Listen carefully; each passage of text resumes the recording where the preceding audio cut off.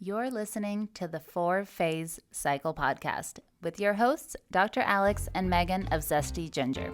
If you're looking to naturally balance hormones and learn how to work with your body instead of against it, you've definitely come to the right place.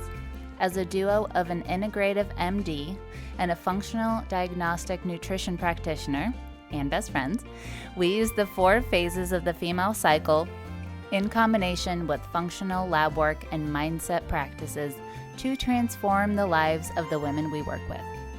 We also have a whole lot of fun along the way. If you're new around here, it's best to start with season 1 before jumping around and plan to roll up your sleeves. Showing up for ourselves and enjoying our lives is what good health is all about. Just a quick reminder though, this information is not intended to diagnose, manage, or treat disease. Always consult with your doctor before making changes. But first, a word from our sponsors. TOP, the Organic Project, is a women-owned social impact brand that is bringing fun to femcare. TOP was founded by 2 fearless moms who ditched their corporate careers to build a brand with a purpose that was inspired by their 2 daughters. They are raising the standard for period care by bringing innovation to a space that has lacked transparency and sustainability, and what goes in and on our bodies matters more than ever. TOP tampons, pads, and liners are 100% certified organic cotton, plant-based, and sustainably sourced. They are plantastic. I love that. So TOP is offering our community 25% off your first purchase with the code ZESTYGINGER25. We'll put it in the show notes, all one word, all caps, and head on over to toporganicproject.com to shop the entire collection of organic period products and use that code ZESTYGINGER25 to get 25% off your first order.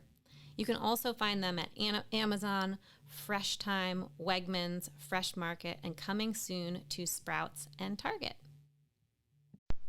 Hello everyone, Dr. Alex here. I am here to talk about teen cycles. So we have a lot of listeners here on the podcast who are on the younger side of their cycles and their hormone journeys. But we also have a lot of moms who have teens who are either heading into this process or are well within this process, or are really just trying to help the women in their lives try to figure out their bodies, because as you know, we talk about this all the time. We want to help explain what happens in normal physiology as things unfold inside the body, because understanding what's happening is the basis of knowing how to then approach our own health, right? And so we're all about empowerment here. We're all about, understanding so that you can take action from that place of insight. So with that, I wish that this kind of stuff was taught in schools at the most foundational level, when we're younger, before a bunch of stuff has happened to us, before we make a lot of choices, before we move forward. It would be phenomenal if this understanding of female physiology was more accepted and shared to young women. But, as this process unfolds, obviously that's what Megan and I are working on. That's our biggest goal. But in the meantime, it's podcast episodes like this that I want to create so that people can individually find this sort of information when they're ready for it. And if they're ready to take action on it, or if they're ready to change what they're doing in response, or anything like that, then of course I just want it to be the most helpful to people out there. So that is my intention for this podcast episode. This is a big topic, honestly. The topic of, what happens when we start cycling, when we as females have our reproductive physiology kick in. There's a lot of things that happen at the beginning that then play out as we go forward, and a lot of that is the hypothalamic function. And so if you've been around the podcast for a while, you know that the hypothalamus and the brain is what ultimately kicks off the entire cascade. So even though people come in being like, I have heavy bleeding, or my teen has heavy bleeding, or my teen has acne or missed periods and things like that, even though that kind of stuff happens in the beginning when we first start cycling, it's actually not that drastically different to what happens when the cycle gets dysfunctional in any way, because the chain, the hypothalamic, pituitary, adrenal, ovarian axis, and all the organ systems that interfaces with, that is still the number one thing that dictates what our actual experience of our cycle and of our life, from a hormonal standpoint, actually is. And so a lot of what I'll be talking about today, we've covered in various ways in other parts of the cycle, or parts of the podcast.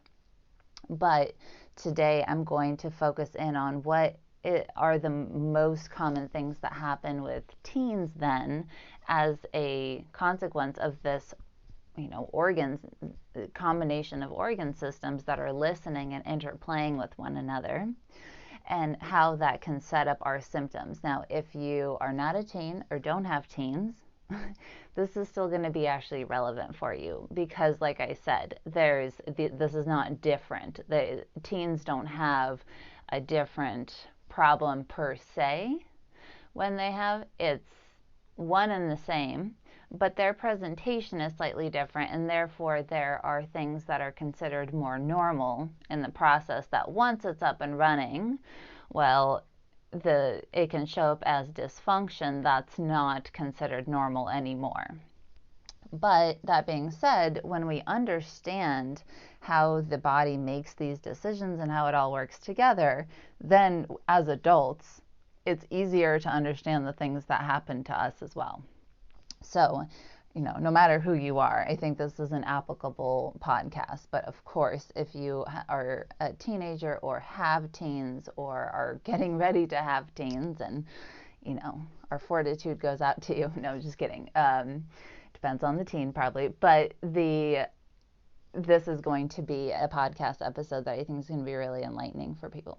So, with that being said, when we are reaching puberty and starting to cycle, and our body is getting ready for that, this is where the hypothalamus, and that entire cascade from how does the brain make decisions on hormone creation, that is what is turning on, right? And that makes sense because if there's a chain and it all cascades down, the start is always going to be at the top. And I know that sounds obvious, but we don't often think of that because we tend to hone in on, like, here's what our ovaries are doing, here's what our uterus is doing, right? It's like in PCOS, and you've probably heard that podcast episode, but it's like, okay, so polycystic ovaries.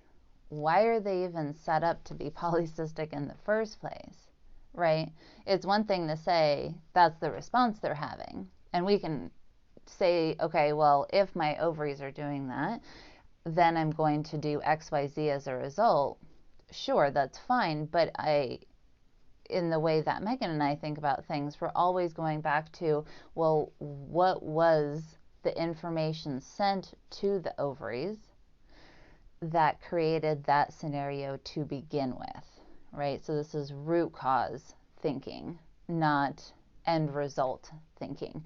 And they're not exclusive to one another. You can absolutely do both. But I think that as we, as a society, get hyper specialized and hyper focused on, symptoms and individual organ systems, sometimes we miss out on that bigger picture. And so the hypothalamus is a portion of the brain that is responsible for the chemical soup, so to speak, that happens inside our bodies at any given time. So this isn't just hormones. This is, do we need to be inflamed? Do we need to ramp up our immune system? Do we need to release certain healing compounds and cells? Do we need to mobilize stores of things? Right? There's all of these different things, while we talk about hypothalamus in relation to hormones and women's health and stuff, the truth is that that guy, it's working the whole time, right? When we are kids, it's still doing all of that other stuff. It's just then when we reach puberty, it also starts to take care of the hormonal piece, because as far as the soup goes, it's going to manage all of it.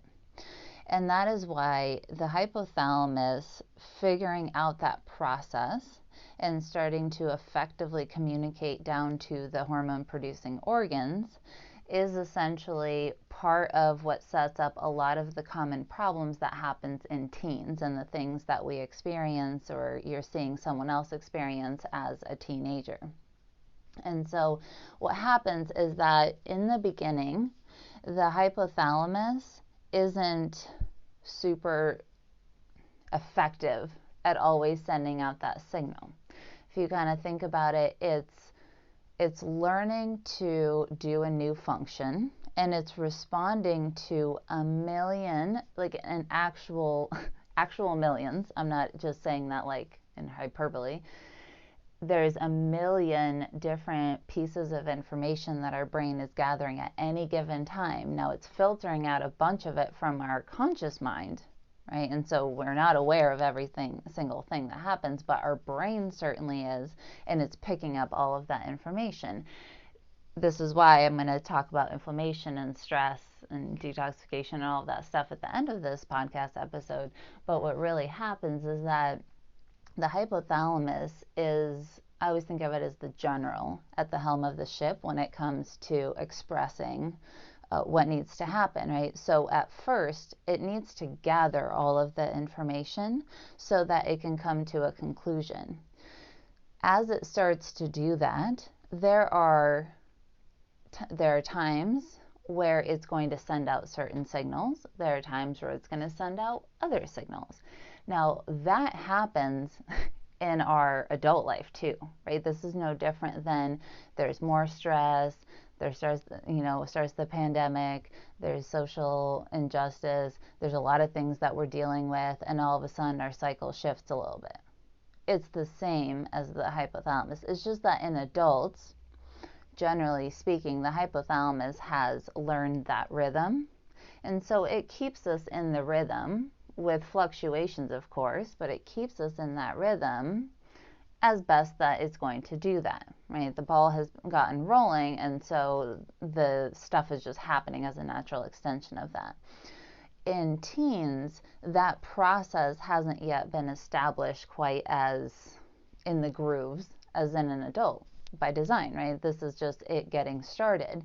And so what happens is that as the HPA axis, or the hypothalamus rather, starts to talk to the hormone producing organs in various ways, cycle by cycle, week by week, day by day, then what often happens is that the symptoms, which are a reflection of hormone creation success, crop up. This is why teens get spotting or heavy bleeding or acne or missed periods or really bad PMS or mood disturbances or pain.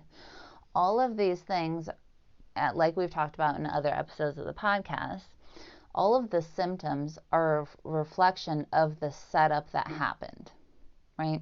We don't ever have symptoms that are not in relation to what's happening on the back end. And so as we look at those, then we say, how is it that that was mediated through the body? If symptoms are just a conversation the body's having with us, then there's a thought process behind the scenes that causes that to be the case. Now, it can be a lot of things, right? This is how mindset can create symptoms, and how there's a lot of interplay. It's not just the body's the body. We are multidimensional beings in terms of emotions and mental aspects and physical aspects and all of that goes into it, right? However, in teens, when this happens, it's most often a reflection of the hypothalamus not communicating yet in a way to the ovaries and the uterus and the skin and the liver and the gut in the way that creates all of these balanced hormones where everything is happy in relation to one another and everything is listening. Right?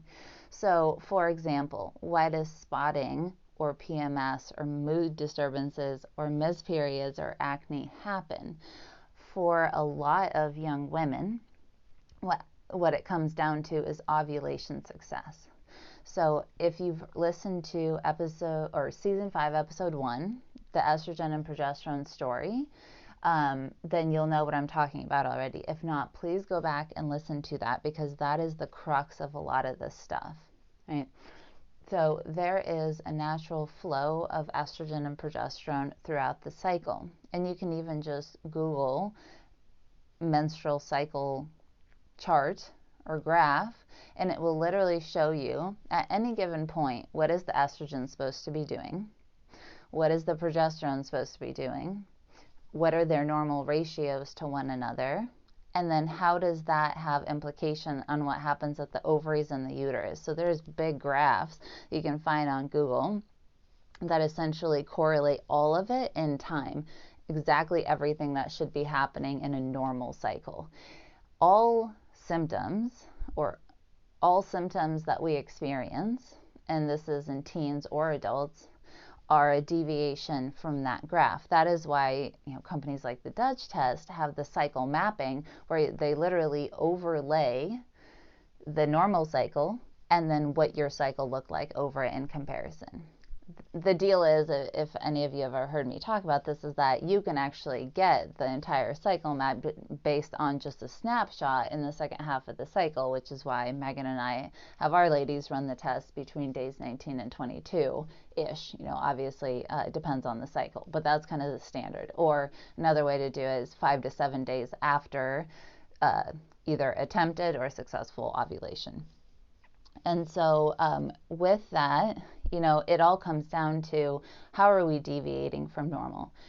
A lot of the symptoms that teens have is a consequence of the hypothalamus isn't talking to the ovaries in the most regulated way yet. And this is why it's considered normal to a certain point, because it's still getting established. We don't need to go down like, oh no, it didn't get established from day one. Well, it doesn't always, and that's fine. That's why it's different from adults, where in adults, we do have kind of the set point and what we're going to do with it. But teens, this isn't necessarily a problem, because it's just what it's trying to do. That being said, though, it has consequences. So as the hypothalamus talks to the ovaries, it determines how much estrogen is going to be created at any given point. That estrogen that is being created goes on to stimulate the follicles of the ovaries, which, if everything happens normally, there is one follicle containing an egg that gets grown the most, and all of the other follicles at some point are told to shush, right? So there's a mechanism. First, all of them start to get advanced, right? The follicles all start to grow. At some point, if everything has happened, quote unquote, correctly up until that point, then one follicle wins, and it emits a signal to the other ones that this is my time. You all can simmer back down, and those go away, and that's how we lose eggs, right? Cycle after cycle, we don't just use up one, we're using multiple ones. This is where things like PMS or PCOS, when it shows up early on in teens, that process of follicle choosing and that one winning and telling the rest of them to shush is what oftentimes has gone wrong in that setting, right? And so they all keep proliferating and they all keep growing, and they're all listening to the hormonal cues, right? But let's say everything happens normally. So now you have one follicle that contains an egg. At some point, the estrogen will peak. The brain will get wind of that. And so the pituitary, as an extension of that, will send out the LH, luteinizing hormone signal. Those two things together is what tells the ovaries time to pop that egg out and release it. That is why things like LH strips help us figure out, a part of did ovulation get set up appropriately, because it goes to tell us, did what the ovaries do communicate effectively to the brain so that it kicked out the LH from the pituitary. And so it's this natural feedback loop. I mean, obviously the hormones talk to the brain and it talks to the pituitary itself, and there's crosstalk between all of them. It's not that black and white as I'm making it out to be, but this is just generally what's happening. So with that then, if that happens and the egg gets popped out, the follicle ruptures in that, and there's some fluid in there. That fluid, depending on if it was a really small follicle, it was kind of successful ovulation, right? We don't have to necessarily release a mature egg to release an egg. So we can still release one that isn't quite done, but have a little bit of fluid because the follicle was smaller. Sometimes the follicle will be bigger with more fluid, and that's where people, as they release that, especially in teens where it's dysregulated, some months it's a big follicle, sometimes not as much, sometimes it's normal, there's all these different ways to get at it. Then when we release that fluid can irritate the lining of the cavity, which is why sometimes when it comes to pain in teens, they'll have middle of the cycle pain that's actually pretty severe. It does not feel good to have the lining of your peritoneum irritated. The body does not like that. Right? If you think about it, that's what lets us know that if we have like internal bleeding or anything like that, that's how it'll tell us. So that is by design, that's what it's there for. But clearly, when stuff like this happens, while not life-threatening in the same way that internal bleeding is, it still does not feel good, and that's why it can feel really severe. And that's why people are like, I don't understand why for a couple of days my teen is like hunched over and having a lot of pain. It's not the time of her period. Well, this is where you'd kind of want to consider what else is happening around that time. And a lot of times, just the way that it lines up, it's around ovulation that stuff kicks in. Can happen in adults too. But so now you've released the fluid and the egg from the follicle, then the cells that are left behind are what is left to make progesterone. And depending on how that follicle was set up in the first half of the cycle, will determine how much and for how long the progesterone will be around. It's this mismatch where the brain isn't effective at, there's a lot of steps to hit. I mean, if you think about hormone creation, you have to nail so many of the steps in this process to get to a balanced cycle. It's kind of like the same way it's like getting pregnant. You're like, how on earth does that happen? There's so many different steps that go into it, right? But the world is magical, and so is the human body, and so it does that. But if you think about it, there's a lot to do there to get that done. And so it's not that surprising that in a system that's just getting up and running, there's going to be bumps along the way. When it comes to things like spotting, without progesterone, I commonly talk about if estrogen is the bricks of the lining of the uterus, progesterone is the mortar that holds all of that stuff together, so we don't shed that endometrium slowly and cause spotting. And so when there's a mismatch between those two things, sometimes kids will get spotting. Acne is another thing, right? If we have estrogen unopposed, cyclical acne is oftentimes a symptom that will come up. Now, the thing with acne, though, is that it's often multifactorial. So things like inflammation, things like gut dysfunction, things like, the way that we're eliminating things from the body or processing from the body all feed into it. But of course, the cycle and the hormone stuff impacts all of those other things. And so it's an important piece to bring up. But acne is also, in terms of the way that we break down estrogen, it matters in terms of what the skin looks like. And especially for cyclical acne, where the teen breaks out like around ovulation or right before the period or anything like that, there's often a component of that estrogen progesterone dysregulation. Missed periods is another consequence of that, right? And missed periods are more about if the setup didn't happen correctly for the cycle. Our cycle currently sets us up for the next one as well, because it's always listening to what has been going on and what is the signal being sent out.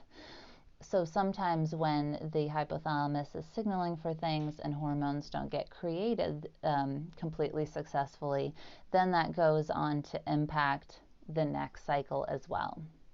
Sometimes it is purely a matter of what the hypothalamus is doing, but like what is true for the body normally, the body is a lot more complex than that. So there's a lot of interplay between these things. And while we try to keep things as simple as possible, I also want to be accurate and acknowledge that there's a lot of interplay between these parts. And so it's not just the hypothalamus on its own deciding. Sometimes it's also taking into account everything else that it's hearing. And that when that happens, it's not unusual for young women to have a period or two and then nothing for a while, and another period and then nothing for a while, and then eventually they get closer together and start to get more cyclical.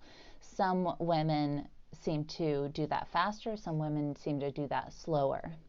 There's probably some genetic components to that. There's probably some lifestyle components to that. There's just multiple things that set that up. But there is an acknowledgement that it does take a while to get that regulated. So with the missed periods thing, you know, while it comes back to hormone creation, it's not as worrisome as an adult who's having missed periods. It's slightly different because of that. And then PMS and mood disturbances are really huge for the setup of hormones, right? So just like in adults, we need our hormones to be balanced for our brain and the functionality of how the brain talks to itself and sets up our life experience. It still really matters. So with PMS and mood disturbances, especially when estrogen is left unopposed, these set up our, you know, when we're crying uncontrollably or getting really irritated, progesterone is a calming brain hormone, and the metabolites of the breakdown products of progesterone also have activity.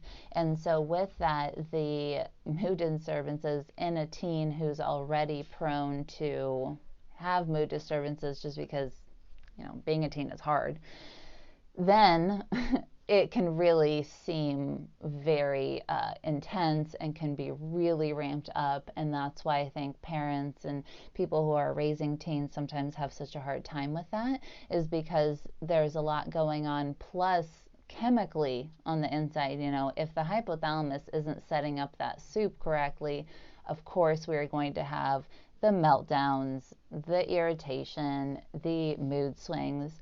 And this is where Megan and I really hone in on a lot of the, how do we do mindset? How do we process emotions? How do we acknowledge what we're feeling and move forward to something better?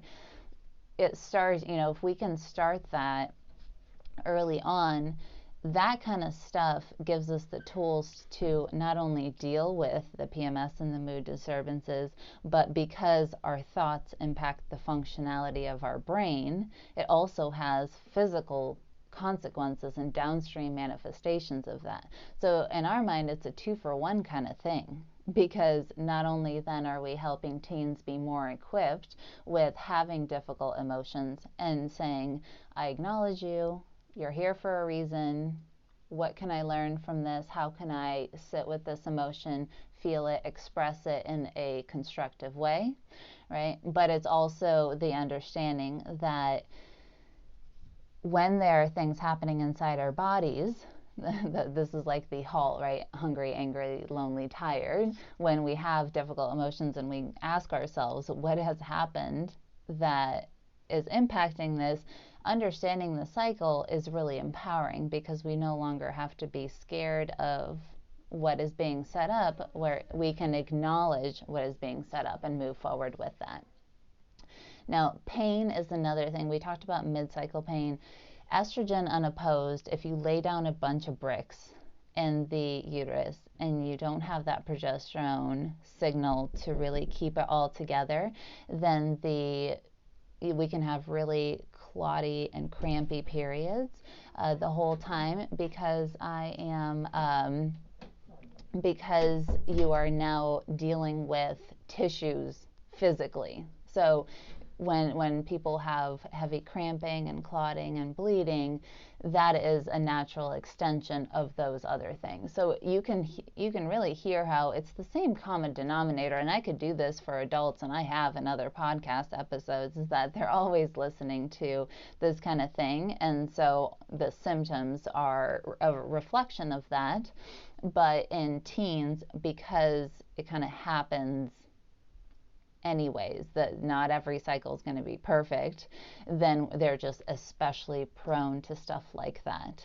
So supporting the hypothalamus from like a stress reduction and inflammation, we'll talk about that in a second, all those things can help make the experience better until the hypothalamus is better able to communicate with the hormone producing organs, and those organs are better equipped to respond. Okay. So hopefully that starts to line up those symptoms and what's going on there.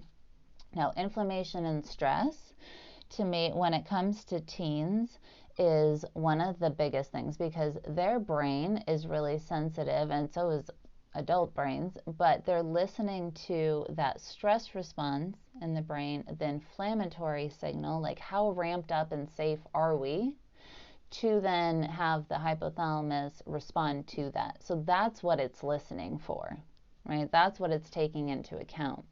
And that's why the more we have symptoms of hormone imbalance, the more important it is to then address things like inflammation and stress, because those are going to have implications on what happens downstream. So when it comes to teens, I think there's just a lot of stress on them in general, right? They're trying to figure out life. They're getting away from being always with their parents. They're finding their groups in school and in life, and their personality and what they believe. There's a lot going on there. And I think that as adults, it's really easy to forget. And I have a 16-year-old sister. So this is something that I really have to remind myself all the time, is that while to me it seems like her stresses are, not as big as like adult life. It's easy for me to be like, well, I'm a doctor. I deal with life and death situations, and that's stressful. But I have to remind myself that the stress of figuring out who you are, really, no matter when that happens in your life, but it certainly by design happens when you're a teen, is such a big unknown that we have to remember how much that can impact little humans.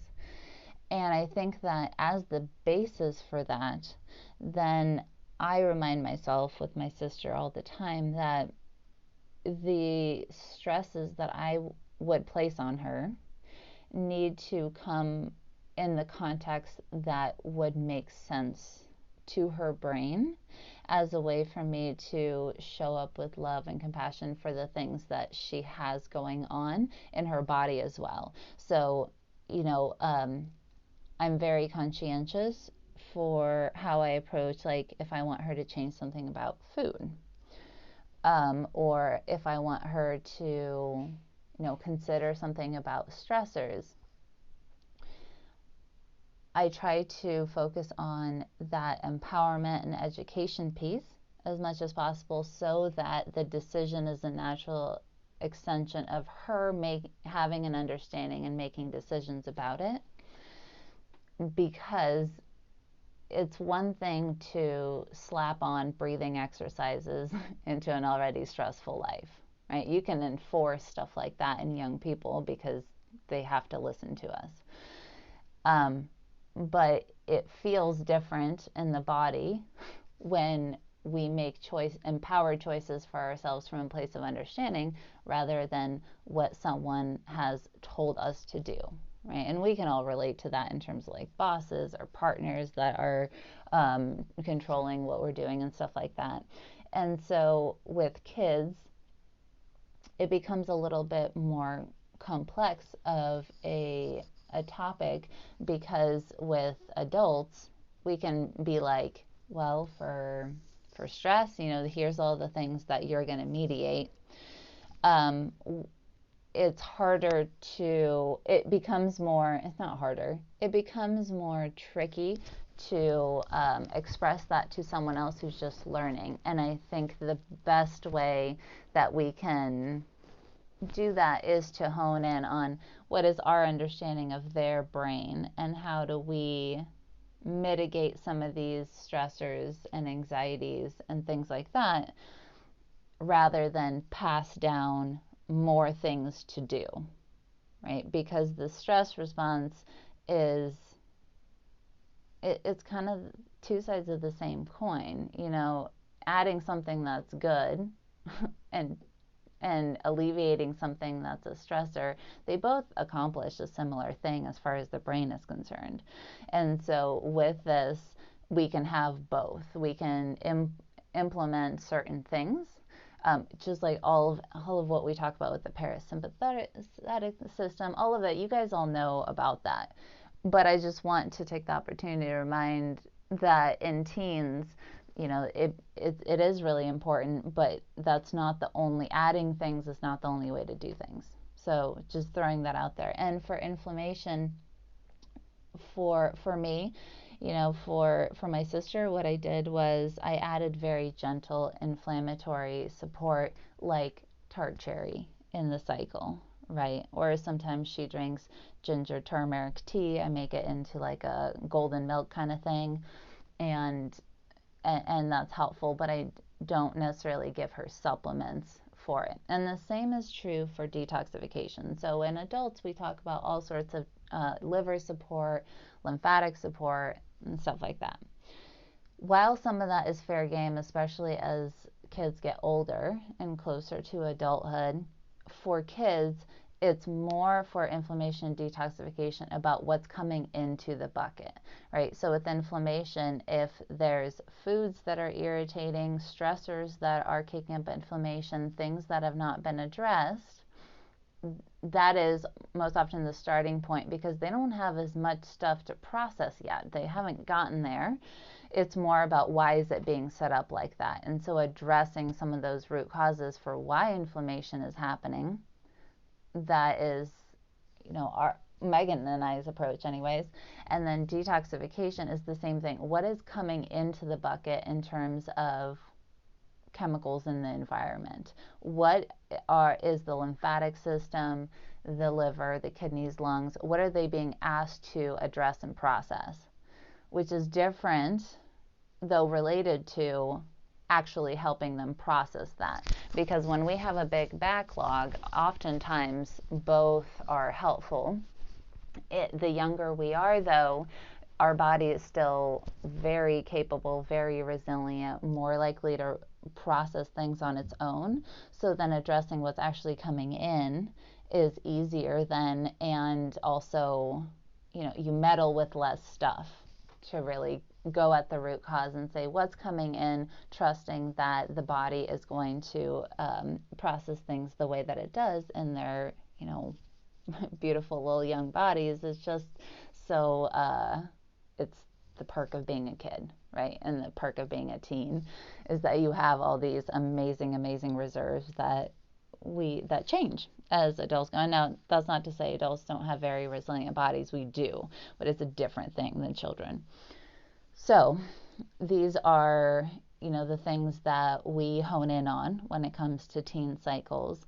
These are the ways that we start to think through, how can I address some of the reasons that the reasons behind the setup of symptoms. Right? And so as we go further back in the chain, then it becomes easier. We know that it's a top-down issue. Therefore, things that help in that way, that's why inflammation and stress and, minimizing things that compete with our detoxification organs or for other compounds, then we can really start to see the downstream manifestations of the benefits of those things. And it's a lot less work than adding in a bunch of supplements to a kid and changing their entire diet and making them detox. And it's in adults we can do that kind of stuff, and especially when we are autonomous to make our own decisions about what that's going to look like, why we're doing it, what we're hoping to achieve. All of that is obviously a really big thing. In kids, they have top-down issues, and when we support top-down function, then oftentimes their own bodies can get a handle easier about what's going on and how it's going to iron out all these little kinks in this very complex system that is just getting going.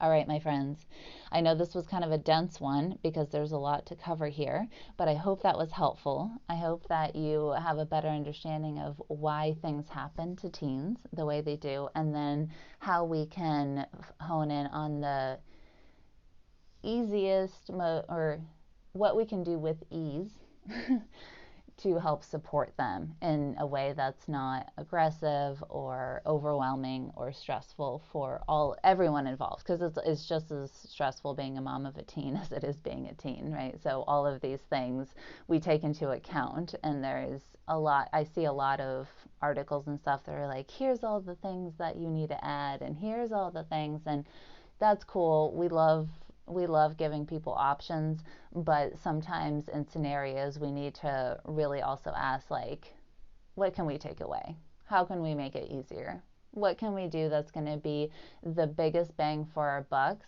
with the most fun and joy and ease that we can possibly infuse into it?